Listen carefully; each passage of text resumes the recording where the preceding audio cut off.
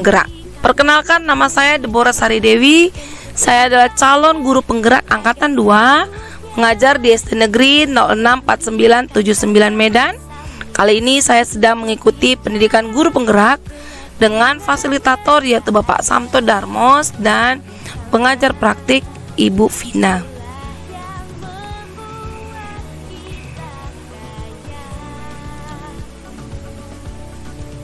Pada video kali ini saya akan memaparkan kesimpulan dan refleksi pemikiran Ki Hajar Dewantara sebagai tugas dari koneksi antar materi 1.1A9. Sebelum mempelajari modul 1, saya memiliki pandangan tentang murid dan pembelajaran di kelas yang berbeda. Yaitu pada pembelajaran sendiri, saya terfokus pada target kurikulum. Misalnya ketika hendak naik kelas, target untuk naik kelas, kemudian untuk anak kelas 6 ketika target untuk lulus dari SD. Jadi fokusnya target kurikulum itu tercapai. Untuk model pembelajaran sendiri, secara tidak sadar saya sering menggunakan teacher center, yaitu pembelajaran yang terfokus pada guru. Jadi guru adalah pusat pembelajaran, sumber ilmu adalah dari guru, sumber materi semuanya dari guru. Kemudian untuk pandangan terhadap murid sendiri, saya memandang murid itu sebagai objek yang harus diajar. Jadi saya membagi ilmu tanpa memandang murid itu latar belakangnya seperti apa. Bahkan pandangan saya sebagai murid terhadap murid juga memandang murid sebagai kertas putih yang akan ditulis. Jadi pandangan ini yang membuat saya ingin menjadikan murid menjadi seperti apa.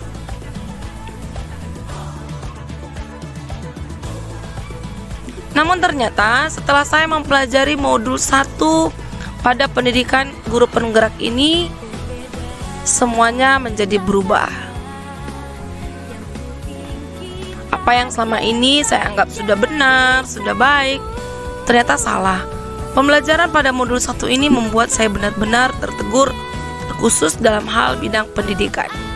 Ternyata ingat Ki Hajar Dewantara tidak hanya sekedar ingat dengan semboyan yang terkenal, yaitu Ingarsa Sung Tulada, Ing Mandia Mangun Karsa, Tut Uri Handayani.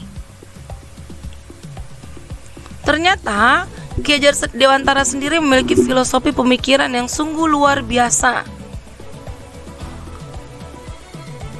Mulai dari dasar pendidikan, kodrat alam dan kodrat zaman, tentang budi pekerti, dan bahkan juga asas pendidikan Ki Hajar Dewantara. Kita mulai dari yang pertama, yaitu asas pendidikan menurut Ki Hajar Dewantara.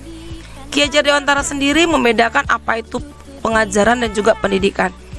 Pengajaran menurut Ki Hajar Dewantara merupakan proses pendidikan dalam memberi ilmu atau berfaedah untuk kecakapan hidup secara lahir batin. Jadi pengajaran ini tujuannya supaya apa yang mereka terima itu berfaedah untuk kecakapan hidup anak secara lahir dan batin. Itulah pengajaran azas pendidikan menurut Ki Hajar Dewantara. Sementara untuk pendidikan sendiri, Ki Hajar Dewantara memaparkan bahwa pendidikan itu memberikan tuntunan terhadap segala kekuatan kodrat yang dimiliki anak. Jadi anak sudah memiliki kodratnya, bukan lagi seperti kertas putih yang awalnya menjadi pemikiran saya ataupun guru pada umumnya. Supaya apa? Agar ia mampu mencapai keselamatan dan kebahagiaan setinggi-tingginya. Jadi pendidikan dan pengajaran itu intinya anak mencapai keselamatan dan kebahagiaan yang setinggi-tingginya. Ini adalah azas pendidikan yang disampaikan oleh Ki Hajar Dewantara.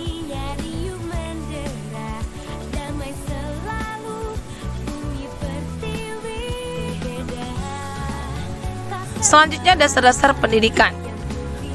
Menurut Ki Hajar Dewantara, pendidik itu hanya dapat menuntun tumbuh atau hidupnya kekuatan kodrat yang ada pada anak agar dapat memperbaiki lakunya. Ingat, bukan merubah dasarnya, bukan merubah dasar hidupnya, tapi hanya memperbaiki lakunya dan tumbuh kekuatan kodrat anak.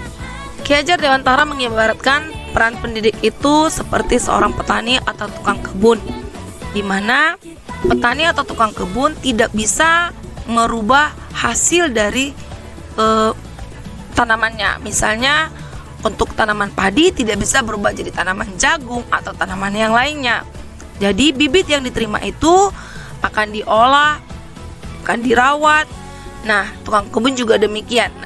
Tapi tidak bisa mengganti hasil dari si tanaman tersebut. Jadi demikian juga dengan si peserta didik. Peserta didik itu sudah merupakan bibit yang akan diolah, yang akan diperbaiki, namun tidak merubah dasar dari si anak tersebut, karena anak tersebut sudah memiliki kekuatan kodrat yang ada dalam dirinya.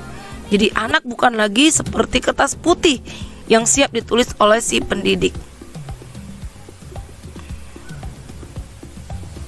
Selanjutnya yang dipaparkan oleh Ki Hajar Dewantara yaitu kodrat alam dan kodrat zaman. Kodrat alam ini berkaitan dengan sifat dan bentuk lingkungan di mana anak berada. Kemudian kodrat zaman ini berkaitan dengan isi dan irama. Jadi kita tidak lepas memandang anak itu bagaimana dia terbentuk itu dari lingkungan di mana dia berada. Itulah kodrat alamnya. Akan berbeda kodrat alam ketika anak itu tinggal di daerah dekat pantai dengan daerah di pegunungan, dan itu harus dipikirkan, harus dihargai betapa istimewanya anak. Kemudian juga berkaitan dengan kodrat zaman, akan berbeda zamannya, zaman sekarang, zaman yang telah lewat dengan zaman yang akan datang. Jadi KHD menegaskan, didiklah anak sesuai dengan tuntutan alam dan zamannya sendiri. Jadi kita tidak lagi berpikir, tidak lagi menerapkan anak zaman dahulu begini, murid zaman dahulu begini, teknik zaman dahulu bisanya seperti ini. Tidak lagi seperti itu, tapi mari mendidik anak sesuai dengan tuntutan alam dan zamannya sendiri. Jadi dari sini terlihat memang guru harus terus belajar dan memahami zaman yang dilalui anak tersebut. Selanjutnya adalah budi pekerti. Budi pekerti ini berasal dari dua kata, yaitu budi, yaitu artinya adalah cipta, rasa, dan karsa. Kemudian pekerti yaitu tenaga. Menurut Ki Hajar Dewantara, pengembangan budi pekerti ini sangat penting, di mana olah cipta itu menajamkan pikiran, kemudian olah rasa itu menghaluskan rasa, lalu olah karsa itu memperkuat kemauan, dan kemudian olahraga menyehatkan jasmani. Dan pada akhirnya Ki Hajar Dewantara mengatakan pendidikan itu harus memerdekakan. Biarlah anak-anak berputar sesuai orbitnya masing-masing. Ki Hajar Dewantara itu mengibaratkan anak itu seperti planet yang berputar mengelilingi matahari sesuai dengan orbitnya, di mana setiap planet-planet itu memiliki karakteristik masing-masing. Ada yang berputar cepat, ada yang memiliki warna yang berbeda, ukuran yang berbeda. Jadi demikian juga anak memiliki karakteristik yang berbeda, memiliki keragaman yang luar biasa, dan biarkanlah mereka berputar sesuai dengan orbitnya. Dan pada akhirnya Ki Hajar Dewantara mengajak pendidikan dan pendidik untuk memandang anak dengan hormat, bebas dari segala ikatan, dengan suci mendekati anak, tidak untuk meminta sesuatu hak, namun untuk berhamba pada sang anak.